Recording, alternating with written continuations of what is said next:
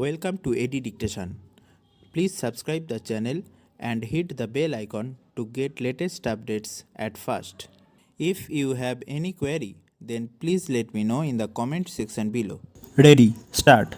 Are we using the existing resources most efficiently? Are the results properly monitored? Are the national, state level and local level goals being achieved in the stipulated time? Are periodic corrective measures taken if found necessary? Does our public health care system place the patients and the people at the center of its concerns? These are the questions I would like our health administrators to constantly ask themselves and find satisfactory answers to them. But these are also the questions that I would like our healthcare practitioners in the private sector to address. We cannot think of the public healthcare system and the private healthcare system to have divergent objectives. The two must supplement and complement each other. This is where I see a unique model for both the public and private healthcare systems in the hospital project inspired by Her Holiness Amma. What makes this an exemplary model is the missing link of seva or the spirit of service. When all our institutions, including hospitals and primary health centers, begin to work with the spirit of service, India will greatly gain in esteem not only in the eyes of Indians but also in the eyes of the world. We should therefore be grateful to Amma for spreading the message of service. Amma's emphasis on compassionate service is also visible in the other scheme which I have the honor of inaugurating. Today, the keys to the first 5,000 houses for the homeless are being distributed here, and I am sure that Amma will accomplish her target of 25,000 houses within the next 5 years. I am told that all the ashram residents and household devotees of Amma have been actively involved in the construction of these houses for the poor. Their pure love, which is not limited to any particular community or religion, has made these houses into true temples of love. The most valuable dividend these projects declare is the inner joy and sense of satisfaction shared by everyone associated with them. Here again, there is a lesson for us in the government and in the private sector. My government has set the goal of facilitating construction of 20 lakh new housing units each year. This, however, is not the responsibility of government agencies alone. If we work with the sense of dedication and determination that volunteers here have shown in, I am sure that we will reach the goal.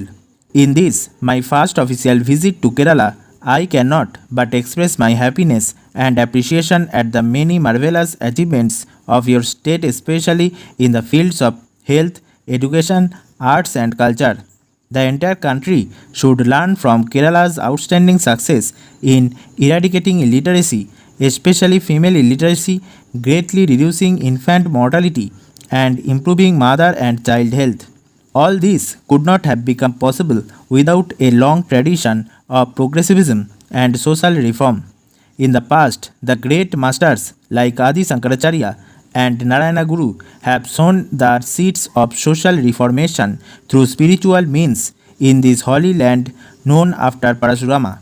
In Amma, we find those seeds sprouting, growing, and spreading their branches far and wide, aspiring to touch the stars. The years to come, I believe, will certainly witness momentous transformation brought about by Amma in the socio-economic scenario of Kerala and perhaps in the whole nation. That will be the fulfillment of my participation in today's function. I would like to digress at this point to say something about a matter which has attracted national and international attention. It is a digression and yet closely related to the health, well-being and security of the nation. On May 11 and 13, India conducted 5 nuclear tests and thereby announced its emergence as a nuclear weapon state. We did so on the basis of our own sound and careful appraisal of the regional and global security scenario. When India was being surrounded by nuclear weaponry, we could not have allowed the country to be taken by surprise.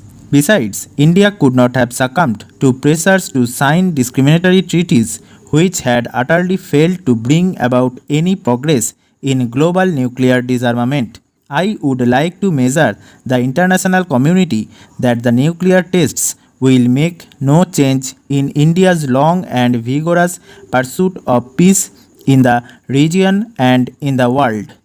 Ours will never buy weapons of aggression.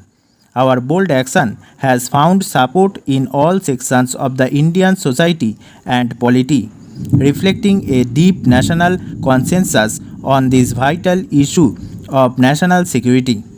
It has created an atmosphere of unity and self confidence from Kerala to Kashmir.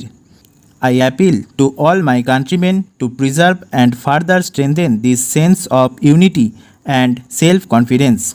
Let us all work with redoubled discipline, dedication, and patriotism in our respective spheres of life. In the short run, we should be prepared to face some hardships. I have no doubt, however, that India would meet the present challenge and emerge as a stronger, more prosperous, and more vibrant nation in the world polity. Stop.